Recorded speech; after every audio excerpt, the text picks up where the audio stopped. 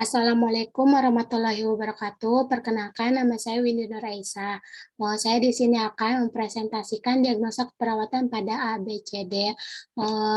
Yang pertama itu ada airway, bersihan jalan napas tidak efektif. Gejala dan data mayornya subjektif tidak tersedia, objektif batuk tidak efektif, tidak mampu batuk, seputum berlebihan, mengi, wheezing, dan ronki kering. Mekanium di jalan napas pada neonatus. Yang kedua itu ada resiko aspirasi, gejala dan data mayornya tidak tersedia. Lalu selanjutnya itu ada breathing, gangguan pertukaran gas. Gejala dan data mayornya subjektif dyspnea, objektif PCO2 meningkat dan menurun, PO2 menurun, takikardia, pH arteri meningkat atau menurun, bunyi napas tambahan. Lalu selanjutnya itu pola napas tidak efektif. Gejala dan data mayor subjektif dyspnea, objektif penggunaan otot bantu pernapasan, fase ekspirasi memanjang, pola napas abnormal. Seperti misalnya takipne, bradipne, hiperventilasi. Lalu ada gangguan ventilasi spontan.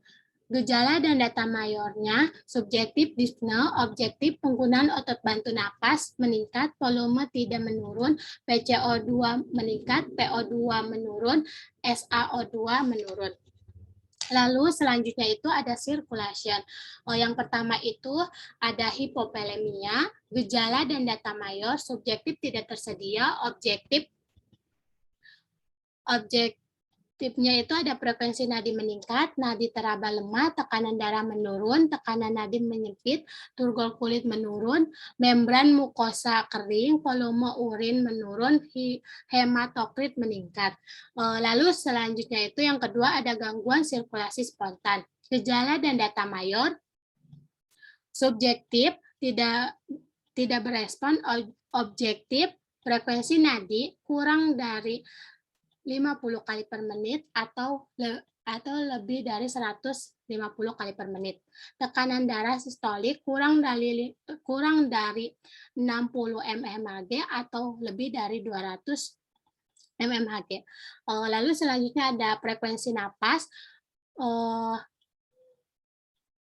kurang dari 6 kali per menit, kesadaran menurun atau tidak sadar.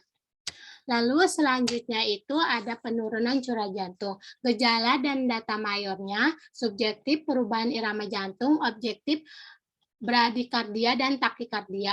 Gambar EKG atrima atau gangguan konduksi.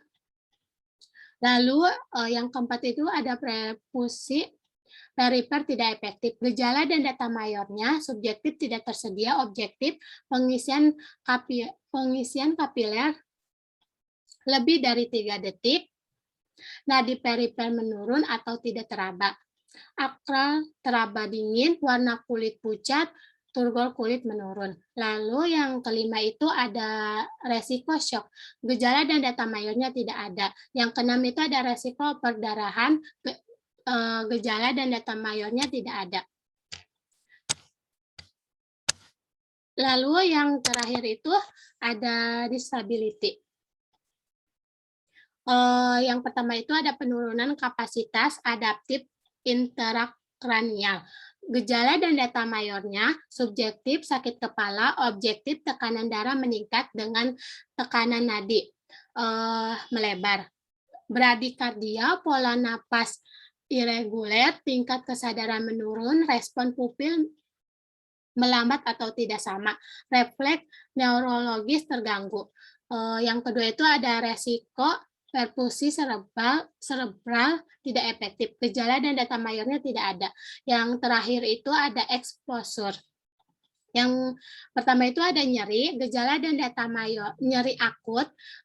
Yang pertama itu ada nyeri akut, gejala dan data mayornya subjektif mengeluh nyeri, objektif tampak meringis, bersikap protektif misalnya waspada posisi menghindari nyeri. Gelisah, frekuensi nadi meningkat, dan sulit tidur.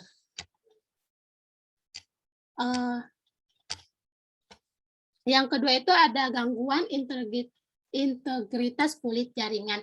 Gejala dan data mayornya subjektif, tidak tersedia, objektif, kerusakan jaringan atau lapisan kulit. Yang ketiga itu ada resiko cedera atau resiko jatuh. Gejala dan data mayornya tidak ada. Mungkin itu saja yang bisa saya sampaikan, kurang lebihnya mohon maaf. Wabillahi taufiq walhidayah. Wassalamualaikum warahmatullahi wabarakatuh. Terima kasih.